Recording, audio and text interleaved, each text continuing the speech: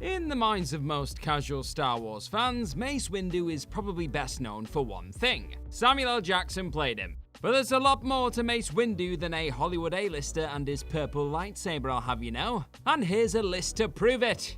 I'm Gareth from What Culture Star Wars, and here are 10 things you never knew about Mace Windu. Number 10, he almost killed a fellow Jedi. Simply put, nothing upsets Windu more than a fellow Jedi betraying their ideals. Don't you just hate it when that happens? This was because, more than almost any other member of the Order, Windu was devoted to maintaining the way and ideals of the Jedi. So it's not a surprise that Windu felt incredibly challenged when he learned that one of his fellow Jedi had betrayed the Order. This was way before Anakin Skywalker sent Windu sailing out of a Senate office window like an electrified hacky sack mind. Early in the Clone Wars, Windu was sent to investigate a planet called Hisrich. Part of Windu's team was a young Jedi called Proset Dibbs. Dibbs, of course, was concerned about the role the Jedi played in the Clone Wars, as he believed that the war had contaminated Jedi doctrine, and so he confronted Windu with his concerns. Windu was having none of it though, and the two eventually found themselves in the midst of a duel. Windu ended the fight by force-pushing Dibbs to the ground. Then, for a brief moment, Windu contemplated murdering Dibbs there and then. Such was his anger for those he considered to be traitors. But Windu's better nature won out, and the Master instead arrested Dibbs so he could stand trial. Number 9, he has Samuel L. Jackson to thank for his unique lightsaber. One of Mace Windu's most recognizable features is his purple lightsaber, isn't it? In universe, the lightsaber's unique color is thanks to an amethyst kyber crystal at its core. In reality though, the purple lightsaber was a request of Samuel L. Jackson. His reasoning? He wanted to easily spot himself on screen, as you do. So thanks to Jackson, along with the character having a clearly defined personality, or at least being borderline compelling, he also came equipped with the coolest lightsaber in the galaxy. Number 8, Windu was considered the Jedi's greatest champion.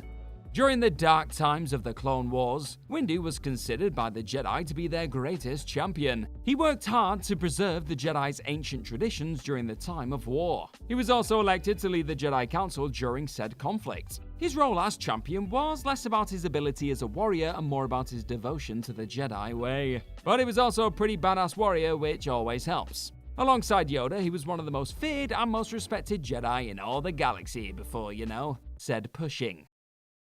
Number 7, in his youth, he was deeply offended by heretics and conmen. Early in his life as a Jedi, Mace Windu had some, let's say, anger issues. Nothing got his blood boiling quite like a heretic though. And as chance would have it, he would come into contact with one of these conmen on a mission on the planet Mathas. On this mission, a young Padawan Windu encountered a man named Druze. Druze had taken up residence in an abandoned Jedi temple. Whilst here, he had duped citizens of the planet into believing he was in fact a Jedi, and Druze charged a small fortune to perform fake miracles. Having such strong faith in both the Force and Jedi teachings, Mace found Druze very much offensive. So when Windu finally confronted Druze, he had some choice words for the false prophet. You would twist such a beautiful thing as faith into something so vile, wring out what measly credits and adoration you could from these poor people, all while besmirching the esteem of the Jedi Order? I will make sure you never hurt another soul again. This I vow as a true Jedi. A very articulate lad. Number 6, he ordered the attempted assassination of Count Dooku.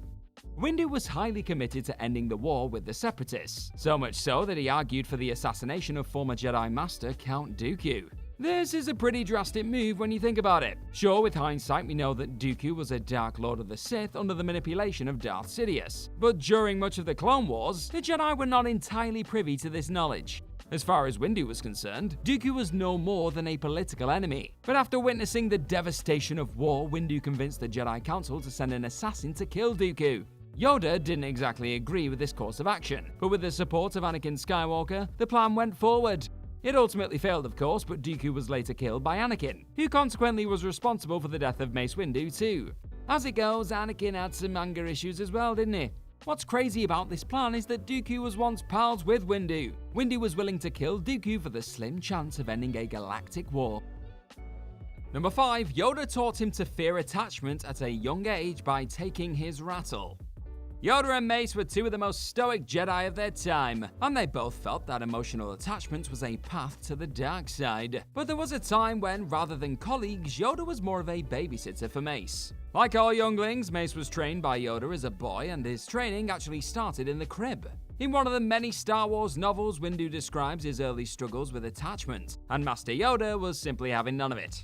Mace relates his earliest memory of Yoda to this moment of him taking his toy rattle. Mace, of course, cried and reached out with the Force, but Yoda held it in place and eventually the toy broke.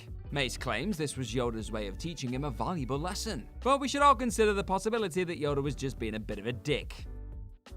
Number 4, Windu used a dangerous lightsaber form that channeled the dark side. Part of the reason Windu was able to fare so well with Palpatine is because he already sort of used the dark side. Okay, obviously Windu is not an out-and-out Sith Lord. He did, however, use the dark side of the Force to his advantage while in combat. This was through his use of the Form 7 lightsaber combat, known as Varpad, also called the Ferocity form. Form 7 was known to be a very aggressive form of lightsaber attack. Unlike other lightsaber techniques, Form 7 encouraged an unchecked use of emotions. And if you know anything about the Jedi, you know they really hate those down emotions for some strange reason. Very few Jedi use Form 7 until Windu himself refined the technique in what he dubbed Varpad. It was thought to be a bit dangerous to use, to be honest, and even Windu was hesitant to allow other Jedi to study the form. However, his use of Varpad is probably what allowed him to best Palpatine in their lightsaber duel. And speaking of which, number 3, he could have killed Palpatine. With Windu's prowess as a warrior in mind, he was definitely gonna kill Palpatine. There is some controversy about whether Palpatine feigned defeat to manipulate Anakin, but let's just take a quick look at said skirmish for a moment. When Windu confronts the Sith Lord, Palpatine dispatches Windu's 3 Jedi Master companions in short order, and many have argued that Palpatine does this to focus all his energy on his only true threat, Mr. Mace Windu. Windu and Palpatine engage in a prolonged bout until the Jedi eventually gets the upper hand. Whether you believe this was by Palpatine's nefarious design, or Windu truly bested the Sith, the truth most likely is Windu had Palpatine right where he wanted him. So if it hadn't been for little old Anakin, Palpatine would have been Mace Windu's for the taking, and the galaxy would have likely been a whole lot safer, to be honest. Number 2, his home planet appeared to be a gaseous nightmarescape.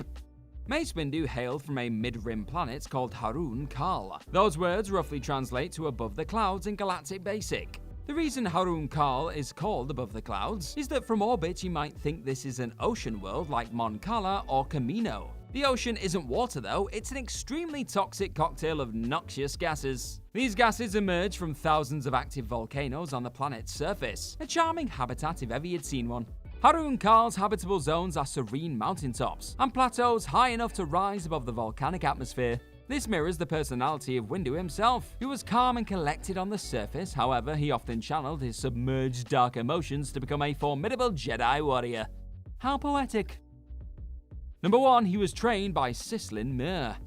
It might be a bit hard to believe, but Mace Windu was once a Padawan, just like all young Jedi. I know, what are the odds? He also had a master as it goes, a woman named Sislin Mir. In fact, it was Mir who travelled with Windu to the planet Mathas to confront the false prophet Druze. Outside of this mission, not much is known about Sislin Mir, as this is her only appearance in canon.